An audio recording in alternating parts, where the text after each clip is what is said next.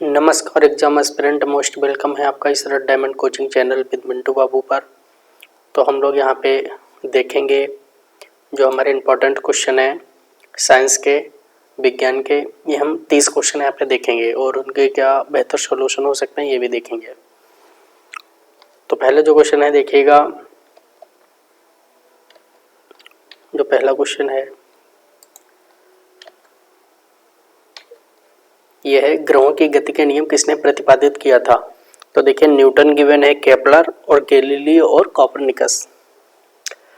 तो ग्रहों की गति के नियम आधे बच्चे न्यूटन में और केपलर में कंफ्यूज हो जाएंगे। तो सही ऑप्शन इसमें से कौन सा है, ग्रहों की गति के नियम है, ना कि बल के नियम। तो सही ऑप्शन है इसका ऑप्शन नंबर बी, केपलर। ग्रहों की गति के नियम केपलर साहब ने दिए थे, ठीक है।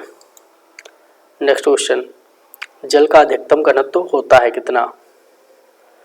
100 डिग्री सेल्सियस पर, 273 डिग्री सेल्सियस पर, या 277 केल्विन पर, या 4 केल्विन पर। देखिए 4 डिग्री सेल्सियस को जब केल्विन में बदलेंगे तो 277 केल्विन आ जाएगा, इसलिए जो इसका ऑप्शन सही होगा वो ऑप्शन नंबर सी वाला हमारा सही हो जाएगा, 277 केल्विन। नेक्स्ट क्वेश्चन है, किस बल के कारण ब्लैक बोर्ड पर चाक से लिखने पर अक्षर उभर जाते हैं। तो किसके कारण अक्षर उभर जाते हैं, असंजक बल, ससंजक बल, छड़ बल, या इनमें से कोई नहीं। तो देखिए इसका ऑप्शन, देखिए ससंजक बल वो होता है जो समान समान परमाणुओं और अणुओं के बीच लगता है, और असंजक बल वो होता है जो असमान परमाणुओं और अणुओं के बीच लगता है। तो इसलिए आपसे इसका ऑप्शन क्या, असंजक बल ऑप्शन 1 हो जाएगा। ससंजक बल तब होता जैसे कि जल के मध्य लगने वाला बल, ठीक है, लकड़ी के मध्य, तो वो ससंजक हो जाता। अगला क्वेश्चन, पृथ्वी के केंद्र पर सरल लोलक का आवर्तकाल कितना होता है। पॉइंट टू बी नोटेड, पृथ्वी के केंद्र पर सरल लोलक का आवर्तकाल 0 होता है, अनंत होता है, 1 सेकंड, या इनमें से कोई नहीं। तो एक चक्कर लगाने में वो जितना समय लेता है उसको आवर्तकाल कहते हैं। तो देखिए यहाँ पे अनंत हो जाएगा, क्योंकि पृथ्वी के केंद्र पर वो कुछ क्या है, करेगा ही नहीं, ठीक है, पृथ्वी के केंद्र पर क्या है, गति नहीं करेगा। अगला क्वेश्चन, मनुष्यों के लिए शोर यह सीमा लगभग कितनी होती है। तो 45 डेसिबल, 85 डेसिबल, 125 डेसिबल, या फिर 155 डेसिबल। मनुष्यों के लिए शोर की सीमा कितनी होती है आप ये बताइएगा।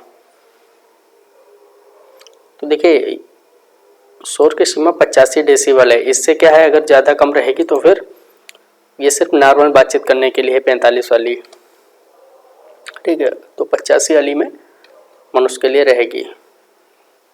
गैस इंजन की खोज किसने की थी बताइएगा आप। गैस इंजन की खोज किसने की थी, डीजल ने, डेवी ने, डेम्पलर ने, या चार्ल्स ने। तो देखिए इसमें अलग अलग प्रकार के इंजन हैं, पूछा गया है गैस इंजन के बारे में। तो गैस इंजन की खोज डेम्पलर ने की थी। किसने की थी, डेम्पलर ने की थी। लेकिन अगर इसमें बात करेंगे, डीजल ने डीजल इंजन की खोज की थी, ठीक है, रुडोल्फ डीजल इनका नाम था, इन्होंने डीजल इंजन की खोज की थी। लेकिन अगर यहाँ पे गैस इंजन पूछा है, इसलिए क्या होगा, पहला ऑप्शन ना कोई, ऑप्शन नंबर 3 सही हो जाएगा, डेम्पलर। ओके,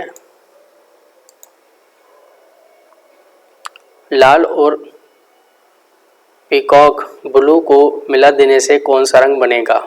तो अब लाल मिलाएंगे, ठीक है, उसमें क्या है, पीकॉक ब्लू मिला देंगे तो कौन सा रंग बन जाएगा, तो ये आपको बताना है। काला बनेगा, सफेद, पीला, या फिर हरा।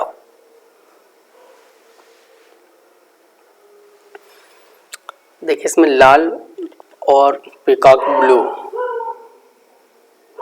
जब आप ये जो हल्का ब्लू लाल से मिलाते हैं तो सफ़ेद जैसा रंग बनता है, इसलिए ऑप्शन नंबर इसका बी सही होगा। वैसे ही यहाँ पे सफ़ेद बहुत बच्चे लगाएंगे नहीं, वो कोई और ब्लैक लगा देंगे। निम्नलिखित में से कौन सा सत्य है बताइएगा, इसमें से कौन सा सत्य है। Q equal to C upon V, Q equal to C V, C equal to V upon Q। तो कौन सा इसमें सही है? Q equal to C V. ठीक है, ये यदि हम इंटर में साइंस से होंगे तो ये आपने कई बार प्रूव किया होगा। ओके, क्वेश्चन नंबर 9 देखिएगा। क्वेश्चन नंबर 9 क्या कह रहा है कि यदि 100 वाट का एक बल्ब प्रतिदिन 5 घंटे जलाया जाए तो 30 दिन में 50 रुपये प्रति यूनिट की दर से कितना खर्चा आएगा। तो देखिए 100 वाट आपका खर्चा हो रहा है, 5 घंटे प्रतिदिन हो रहा है और 30 दिन तक हो रहा है। तो हम लोग क्या करेंगे, तीनों की गुणा कर देंगे। 100 गुणे 5 गुणे 30, ये कितना आ जाएगा, 5 या 15 और 15 क्या गया 3 जीरो, यानी 15,000। ठीक है, अब 15,000 आ गया। अब उसके बाद क्या कह रहा है कि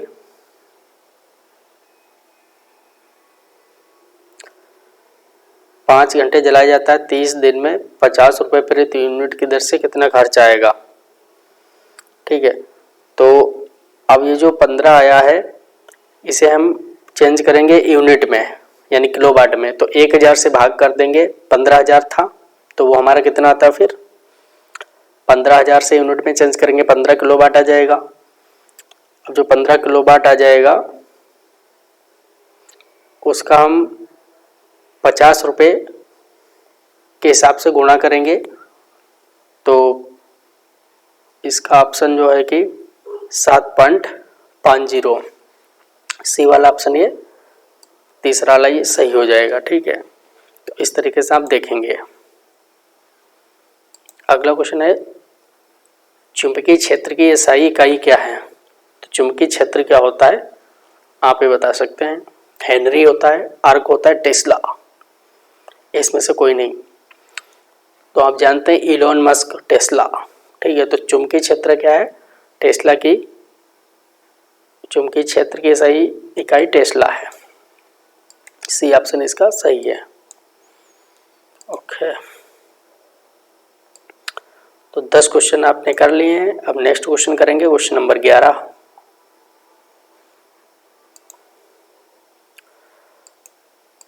तो आप लोग सीधे क्वेश्चन पे ध्यान दीजिएगा। ठीक है, और कहीं ध्यान मत दीजिएगा। तो क्वेश्चन नंबर 11 देखिएगा, होल किस में होते हैं। होल, तो पहला ऑप्शन है इंसुलेटर्स में, धातुओं में, अर्धचालक में, इनमें से किसी में नहीं। तो होल किस में होते हैं, होल होते हैं अर्धचालक में। किसमें, अर्धचालक में। तो ऑप्शन नंबर इसका तीसरा सही हो जाएगा। सूर्य ग्रहण कब होता है। तो देखिए सूर्य ग्रहण कब होता है, आप इसकी ट्रिक याद रखिएगा। इसकी ट्रिक है SMA समा। क्या है ट्रिक, SMA समा। S मीन्स सन यानी सूरज, M मीन्स मून मतलब चंद्रमा, A मीन्स अर्थ। ठीक है, यानी कि पृथ्वी। तो M बीच में आया है, SMA समा।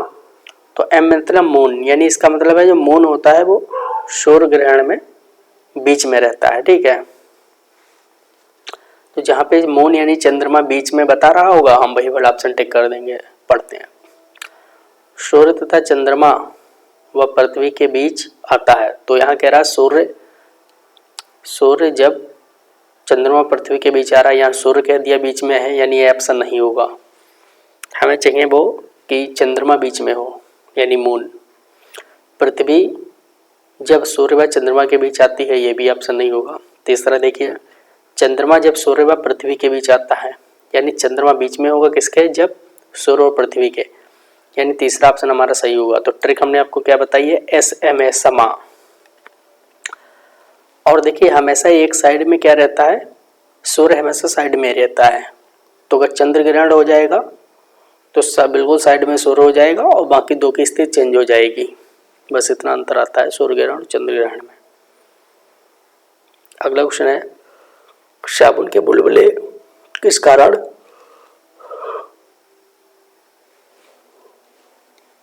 रंगीन यानी कलर्ड दिखाई देते हैं। तो इसके पीछे रीजन क्या है, आप रीजन बताइएगा। ये क्यों दिखाई देते हैं रंगीन या कलर्ड। तो व्यतिकरण कारण है या फिर पृष्ठ तनाव कारण है या विवर्तन या फिर प्रकीर्णन। तो देखिए जो रंगीन दिखाई देने का कारण होता है वो एक्चुअली व्यतिकरण होता है, ठीक है। पृष्ठ तनाव के कारण क्या है, ये बन जाते हैं बुलबुले, साबुन के बुलबुले बन जाते हैं, ये होता है। तो यहाँ पे ऑप्शन क्या है, व्यतिकरण, फर्स्ट वाला ऑप्शन सही होगा। नेत्रदान में व्यक्ति आंख के किस अंग को दान किया जाता है? तो नेत्रदान में रेटिना, कॉर्निया, लेंस या फिर पुतली। तो नेत्रदान में क्या दान किया जाता है? एक्चुअली में कॉर्निया को दान किया जाता है, कॉर्निया, क्योंकि कॉर्निया को ब्लड सप्लाई नहीं होती है। और आपको जानकर आश्चर्य होगा कि व्यक्ति का जब जन्म होता है जितनी बड़ी उसकी आंखें तब होती हैं और जब डेथ होती है आंखें उसके बराबर ही रहती हैं। बाकी शरीर का सभी अंग हमारे क्या इंक्रीज करते हैं, बढ़ते हैं, लेकिन आंखें बढ़ती नहीं हैं, वो बराबर ही रहती हैं, बाकी चीज़ें बढ़ जाती हैं। घरों में दी जाने वाली सप्लाई कितने एम्पियर हावर की होती है, कितने एम्पियर की होती है, ये आप बता सकते हैं। 5 से 15 एम्पियर, 45 से 50 एम्पियर, या 220 से 230 एम्पियर, या 100 से 110 एम्पियर। तो देखिए जो घरों में सप्लाई दी जाती है वो 5 से 15 एम्पियर की होती है। आधुनिक रसायन शास्त्र का जनक किसे माना जाता है? आधुनिक रसायन शास्त्र का जनक किसे माना जाता है? तो अर्नेस्ट रदरफोर्ड को, ऑटो होन को, मेंडेलीव को, या एंटोनी लेवोसियर को। तो आधुनिक रसायन शास्त्र का जनक लेवोसियर को माना जाता है, ठीक है, लेवोसियर को। और यदि जीव विज्ञान का जनक बात करें तो अरस्तु को, जंतु विज्ञान का जनक बात करें वो भी अरस्तु को, और वनस्पति विज्ञान का जनक थियोफ्रास्टस को माना जाता है। नेक्स्ट क्वेश्चन, चींटी के काटने पर किसका अंतःक्षेपण होता है? फॉर्मिक अम्ल का, या एस्टिक अम्ल का, या ऑक्जेलिक अम्ल का, या फिर टार्टरिक अम्ल का? तो यहाँ पे लिखा फॉर्मिक अम्ल, यही ऑप्शन सही है। फॉर्मिक अम्ल का IUPAC नाम क्या होता है? फॉर्मिक अम्ल HCOOH, ठीक है। तो इसका IUPAC नाम होता है मेथेनोइक अम्ल। अगर यहाँ फॉर्मिक अम्ल ना लिख के मेथेनोइक अम्ल लिखा होता तब भी वो ऑप्शन सही होता, लेकिन आधे बच्चे जान नहीं पाते, वो मेथेनोइक को लगाते हैं नहीं, तो वो कुछ और लगा देते हैं। तो आपको ध्यान रखना है फॉर्मिक अम्ल का IUPAC नाम मेथेनोइक अम्ल होता है। कहीं कहीं फॉर्मिक अम्ल नहीं देगा तो फिर मेथेनोइक अम्ल दे देगा, ओके। तो नेक्स्ट क्वेश्चन देखिएगा आप, अम्ल वर्षा का pH मान कितना होता है? तो देखिए जो 5.5 या कम, 12.5 या ज़्यादा, 10.5 या ज़्यादा, 8.5 या ज़्यादा। तो अम्ल वर्ष का pH का जो मान होता है वो एक्चुअली 5.5 या इससे कम होता है। इससे अधिक हो जाएगा तो फिर क्षारीय हो जाएगी वो। इस्मोग किसका संयोजन है? इस्मोग किसका संयोजन है?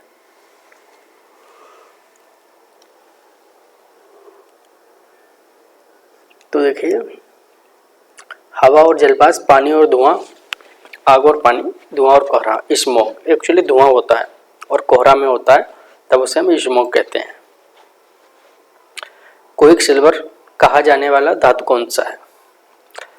क्विक सिल्वर, सिल्वर को कहते हैं, या एल्यूमिनियम को, या पारा को, या सीसा को? तो पारा को कहा जाता है क्विक सिल्वर। थोरियम का सबसे बड़ा भंडार है, क्या है थोरियम का सबसे बड़ा भंडार? बता सकते हैं आप? तो चीन है, USA, भारत है, या रूस है? तो भारत है थोरियम का सबसे बड़ा भंडार। घड़ियों में इस्तेमाल किए जाने वाला कॉर्ड्स है, तो कौन सा कॉर्ड्स है घड़ियों में जो इस्तेमाल किया जाता है? नाइट्रोल silicate, silicon dioxide, sodium silicate, या कैल्शियम सिलिकेट? तो सिलिकॉन डाइऑक्साइड इस्तेमाल किया जाता है घड़ियों में। क्या? Silicon dioxide. अगला क्वेश्चन, पौधों के जीवन के लिए आवश्यक तत्वों की संख्या कितनी है? तो आपके खेत में पेड़ पौधे बेहतर रहें इसके लिए कितने तत्व उसको चाहिए? 10, 12, 16 या 17? तो देखिए पौधे में आप जानते हैं जाइलम फ्लोएम का कार्य क्या है, बोला गया, लेकिन क्या है यहाँ पे 16 चाहिए। कितने चाहिए? 16 तत्व आवश्यक हैं। जाइलम का काम क्या होता है? जल को ले जाना अगर पूछ ले, और फ्लोएम का काम भोजन को या भोज्य पदार्थों को स्थानांतरित करना, ले जाना होता है। अगला है लाल मिर्च में लाल रंग किसके कारण होता है?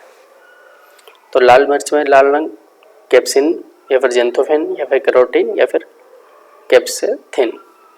कैप्सेसिन लिखा है और लास्ट वाला कैप्सेथिन, ये बहुत इंपॉर्टेंट है। हालांकि मैंने यहाँ पे पढ़ने में भी मिस्टेक कर दी थी, ठीक है। बहुत बच्चे पहला मार के चले आएंगे, बस यहीं पे खेल खत्म हो जाता है। तो इसका ऑप्शन होगा कैप्सेसिन नहीं बल्कि कैप्सेथिन। कैरोटीन गाजर में पाया जाता है, तो आप ध्यान रखिएगा। और मिर्च में कैप्सेसिन पाया जाता है, ठीक है। ये जो कैप्सेसिन है ये मिर्च में पाया जाता है, और जो ये ठीक है, फिर कैरोटीन गाजर में।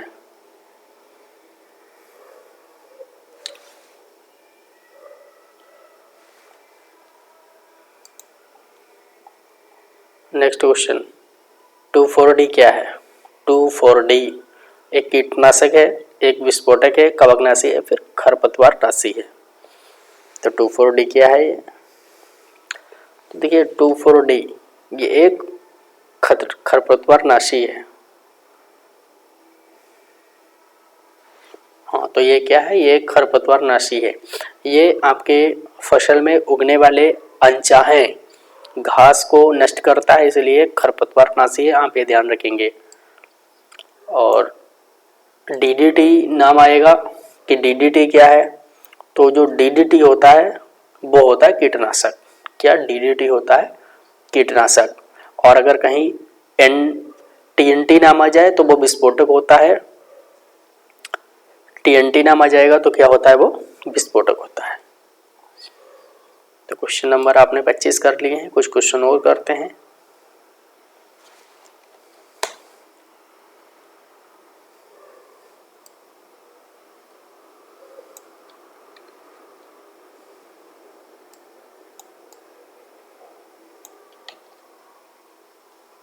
चलिएगा, तो नेक्स्ट क्वेश्चन है अपना, मानव शरीर का सामान्य ताप कितना होता है? 32 degree Celsius, 27 degree Celsius, 37 degree Celsius या 98.4 डिग्री सेल्सियस? तो मानव शरीर का सामान्य तापमान बताना है आपको, आप जानते हैं ये तो 37 डिग्री सेल्सियस ही होता है, ठीक है। लेकिन अगर कहीं केल्विन में दिया है तो केल्विन में ध्यान रखिएगा, केल्विन में होता है 310 केल्विन, 310 केल्विन। और अगर यदि फ़ारेनहाइट में दिया हो तो 98.6 होता है। क्या? 98.6 डिग्री 6 फ़ारेनहाइट बोलते हैं उसे। अंडे में कौन सी विटामिन बिल्कुल नहीं पाई जाती है? तो vitamin A, vitamin D, vitamin B, vitamin C. अंडे में और दूध में विटामिन सी नहीं पाई जाती है। अगर पूछ ले दूध में कौन सी नहीं पाई जाती है तो आप लोग बताएंगे विटामिन सी, और अंडे में वो भी विटामिन सी। वह आयन जो रुधिर प्लाज्मा में उपस्थित नहीं होता है, तो इसमें से रुधिर में कौन सा नहीं होता है? सोडियम आयन होता है या नहीं? तो आप रात दिन नमक खाते हैं, Na सोडियम, NaCl उसका सूत्र होता है। नमक का क्या सूत्र है? NaCl। तो नमक तो होता ही है, ठीक है। दूसरा कैल्शियम, कैल्शियम भी होता है। खूब दूध पीते हैं, दूध से कैल्शियम मिलता है। Mg मैग्नीशियम, बच्चे इसमें कंफ्यूज हो भी सकते हैं, एक्चुअली मैग्नीशियम भी होता है, लेकिन जो नहीं होता वो कॉपर, Cu, कॉपर आयन नहीं होता है। H1N1 किसके द्वारा होता है? विषाणु द्वारा, जीवाणु द्वारा, कवक द्वारा, इनमें से किसी के द्वारा नहीं। एक्चुअली ये H1N1 जो है ये वास्तव में स्वाइन फ्लू है। क्या है? Swine flu. और swine flu is a virus, यानी विषाणु। स्वाइन फ्लू एक विषाणु है। जबकि अगर H1N1 ना होके यहाँ पे होता है H5 और N1, क्या होता है? H5N1, तो वो बर्ड फ्लू के कारण होता, और वो भी वायरस ही है। तो ये ध्यान रखिएगा, H5N1 और H1N1। विटामिन B12 में कौन सी धातु उपस्थित होती है? आयरन, निकेल, कोबाल्ट या zinc. Vitamin B12 is a cobalt containing vitamin. तो आज आपने क्वेश्चन 30 किए हैं, हम आशा करते हैं 30 से नहीं आपने 50-60 क्वेश्चन कर लिए हैं। मैंने आपको डिटेल में करवाए, कुछ चीज़ें मैं बताता भी रहा। तो नेक्स्ट टाइम बताइएगा वीडियो आपको कैसे लगी। अब हम यूट्यूब पे और ज़्यादा एक्टिव होने वाले हैं, तो बिल्कुल आप लोगों को बेहतर कंटेंट मिलने वाला है रेड कोचिंग विद मिंटू बाबू के साथ। आप देख रहे थे साइंस, जल्दी देखेंगे और सब्जेक्ट। तब तक के लिए नमस्कार।